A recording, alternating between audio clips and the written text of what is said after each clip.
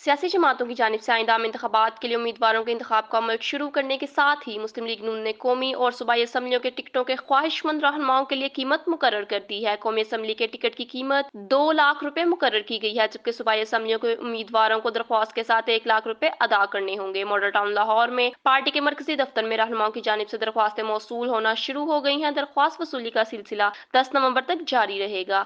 मखसूस नशिस्तों के लिए दरख्वास्त देने वाले उम्मीदवारों को भी उतनी ही रकम अदा करनी होगी। टिकट के लिए दरख्वास्त देने वालों को एक फॉर्म भी पुर करना होगा, जिसमें पार्टी के कायद नवाज शरीफ और सदर शहबाज शरीफ की क़यादत पर मुकम्मल एतमाद का इजहार करना होगा।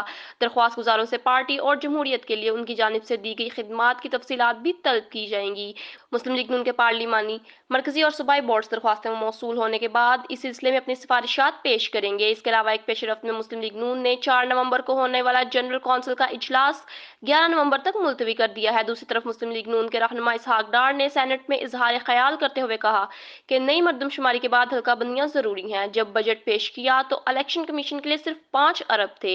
इलेक्शन कमीशन 54 अरब मांग रहा था। फिर बातचीत से 46 अरब रुपए पर इत्तफाक हुआ। इसके बावजूद 16 अरब रुपए मजीद दरकार थे। उन्होंने बताया कि हम इस वक्त IMF प्रोग्राम में थे। फिर कौमी असम्बली ने करारदाद के जरिए मुझे पाबंद कर दिया था। मैंने वजीर आजम को तजवीज़ दी थी कि पेरिस क्लब से कर्जा रीशेड्यूल नहीं कराना। गुज़िश्ता हुकूमत के एक सीनियर रुकन ने कहा, हम बारूदी सुरंग बिछाकर जा रहे हैं।